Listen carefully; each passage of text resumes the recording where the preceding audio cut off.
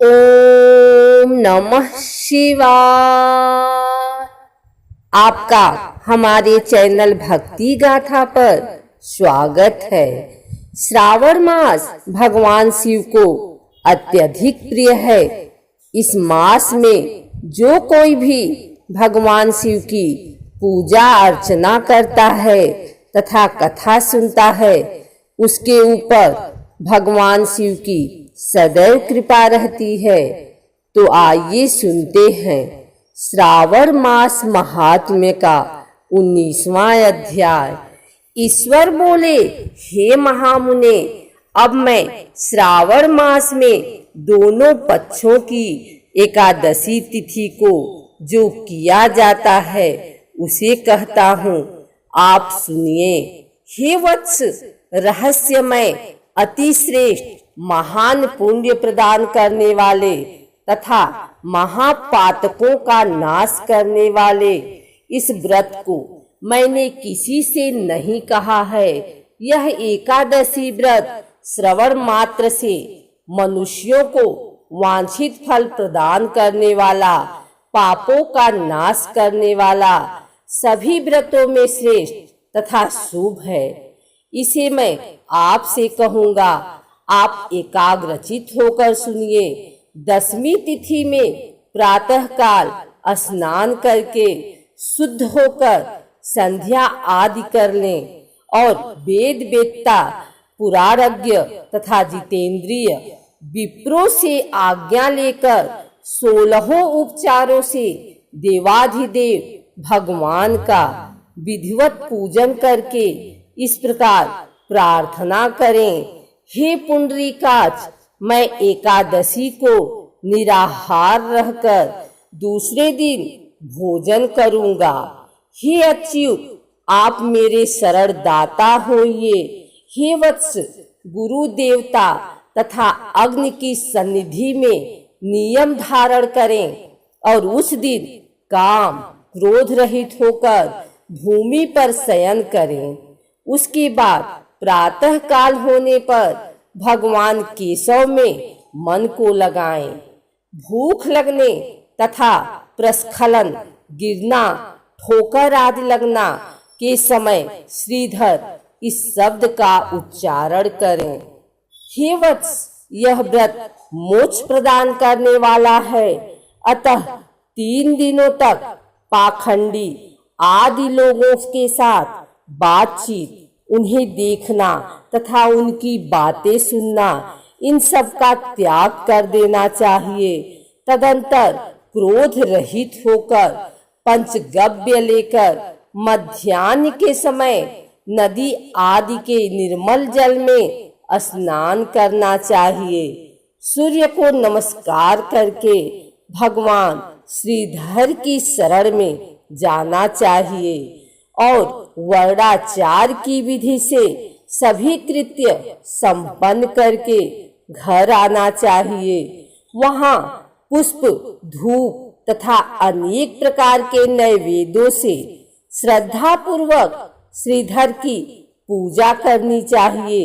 उसके बाद सुवर्णमय पंचरत्न युक्त श्वेत चंदन से लिप्त तथा 2 वस्त्रों से आच्छादित कलश को स्थापित करके और शंख, चक्र, गदा युक्त देवाधिदेव श्रीधर की प्रतिमा स्थापित कर उनकी पूजा करके गीत, वाद्य तथा कथा श्रवण के साथ रात्रि में जागरण करना चाहिए। इसके बाद विमल प्रभात होने पर द्वादशी के दिन विधिवत पूजन करके कृत्य होकर बुद्धिमान को चाहिए कि श्रीधर नाम का जप करें। इसके बाद उन शंख, चक्र तथा गदा धारण करने वाले देव देवेश श्रीधर की पुनः पूजा करें और सुवर्ण दक्षिणा सहित कलश ब्राह्मण को प्रदान करें। उस समय ब्राह्मण को विशेष करके नवनीत अवश्य प्रदान करें।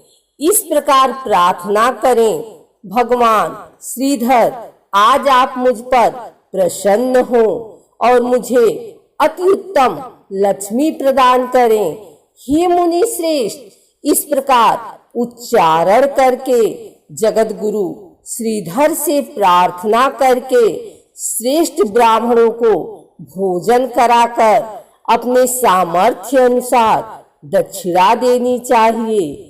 उसके बाद सेवकों आदि को भोजन कराकर गायों को घास खिलानी चाहिए।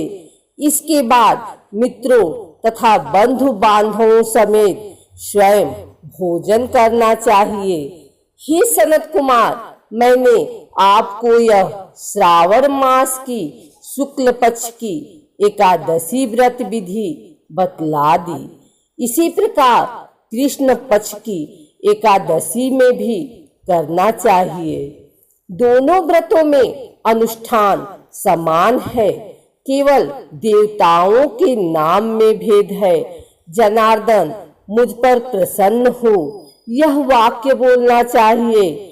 शुक्ल एकादशी के देवता श्रीधर है और कृष्ण एकादशी के देवता जनार्दन है। हे सनत कुमार, यह मैंने आपसे दोनों एकादशियों के व्रत का वर्णन कर दिया है। इस एकादशी व्रत के समान पुण्य व्रत न तो कभी हुआ और न होगा। आपको यह व्रत गुप्त रखना चाहिए और दुष्ट हृदय वाले को नहीं प्रदान करना चाहिए। ईश्वर बोले, हे सनत कुमार, अब मैं द्वादशी तिथि में होने वाले श्री हरि के पवित्रारोपण व्रत का वर्णन करूंगा।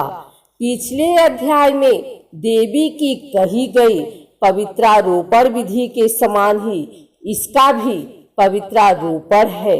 इसमें जो विशेष बात है उसे मैं बताऊंगा। सावधान चित्त होकर सुनिए। हे महामुने, इस व्रत के लिए जो अधिकारी बताया गया है उसे आप सुने। ब्राह्मण, क्षत्रिय, वैश्य, शूद्र तथा स्त्री, इन सभी को अपने धर्म में स्थित होकर भक्ति पूर्वक पवित्रारोपण करना चाहिए। द्विज को चाहिए कि अतो देवा अवंतु नो यतो विष्णु विचकर्मे पृथिव्या सप्तधामा, इस मंत्र से विष्णु की पूजा करें। स्त्रियों तथा शूद्रों के लिए नाम मंत्र है जिसके द्वारा वे विष्णु की पूजा करें। इसी प्रकार द्विज कद्रुद्राय इस मंत्र से शिव जी की पूजा करें। स्त्रियों तथा शूद्रों के लिए नाम मंत्र है जिसके द्वारा वे शिव जी की पूजा करें। सतयुग में मणिमय, त्रेता में सुवर्णमय, द्वापर में रेशम का और कलयुग में कपास का सूत्र पवित्रक के लिए बताया गया है। सन्यासियों को शुभ मानस पवित्रारोपण करना चाहिए। बनाए गए पवित्रक को सर्वप्रथम बांस की सुंदर टोकरी में रखकर शुद्ध वस्त्र से ढककर भगवान के सम्मुख रखें और इस प्रकार कहें, हे प्रभु, क्रियालोप के विधान के लिए जो आपने आच्छादन किया है, हे देव, आपकी प्रसन्नता के लिए मैं इसे करता हूँ। हे देव, मेरे इस कार्य में विघ्न न उत्पन्न हो। हे नाथ, मुझ पर दया कीजिए। हे देव, सब प्रकार से सर्वदा आप ही मेरी परम गति है। हे जगतपते, मैं इस पवित्रक से आपको प्रसन्न करता हूँ। ये काम, क्रोध आदि मेरे व्रत का नाश करने वाला है।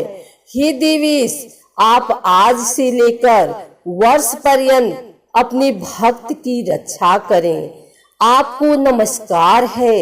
इस प्रकार कलश में देवता की प्रार्थना करके बांस के शुभ पात्र में स्थित पवित्रक की आदर पूर्वक प्रार्थना करनी चाहिए। हे पवित्रक, वर्ष भर की गई पूजा की पवित्रता के लिए विष्णु लोक से आप इस समय यहाँ पधारे, आपको नमस्कार है। हे देव, मैं विष्णु के तेज से उत्पन्न मनोहर, सभी पापों का नाश करने वाले तथा सभी कामनाओं को पूर्ण करने वाले इस पवित्र को आपके अंग में धारण कराता हूँ। हे देवेश, हे पुराण पुरुषोत्तम, आप मेरे द्वारा आमंत्रित हैं, अतः आप मेरे समीप पधारे। मैं आपका पूजन करूंगा। आपको नमस्कार है। मैं प्रातः काल आपको यह पवित्र निवेदन करूंगा। उसके बाद पुष्पांजलि देकर रात्रि में जागरण करना चाहिए। एकादशी के दिन अधिवासन करें और द्वादशी के दिन प्रातः काल पूजन करें। पुनः हाथ में गंध, दूर्वा तथा अक्षत के साथ पवित्रक लेकर ऐसा कहें, हे देवी देव, आपको नमस्कार है। वर्ष पर्यंत की गई पूजा का फल देने वाले इस पवित्रक को पवित्रीकरण हेतु आप ग्रहण कीजिए। मैंने जो भी दुष्कृत किया है उसके लिए आप मुझे आज पवित्र कीजिए। हे देव, हे सुरेश्वर, आपके अनुग्रह से मैं शुद्ध हो जाऊं। इस प्रकार मूल मंत्र से संपुटित इन मंत्रों के द्वारा पवित्रक अर्पण करें। उसके बाद महान नैवेद्य अर्पित करके निराजन कर प्रार्थना करें और मूल मंत्र से घृत सहित खीर का अग्नि में हवन करें। इसके बाद इसी मंत्र से पवित्रक का विसर्जन करके इस प्रकार बोले, हे पवित्रक, वर्ष भर की गई मेरी शुभ पूजा को पूर्ण करके अब आप विसर्जित होकर विष्णुलोक को प्रस्थान करें।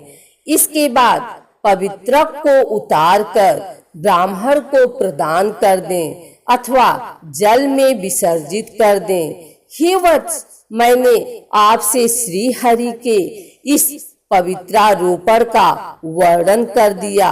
इसे करने वाला इस लोक में सुख भोग कर अंत में वैकुंठ प्राप्त करता है।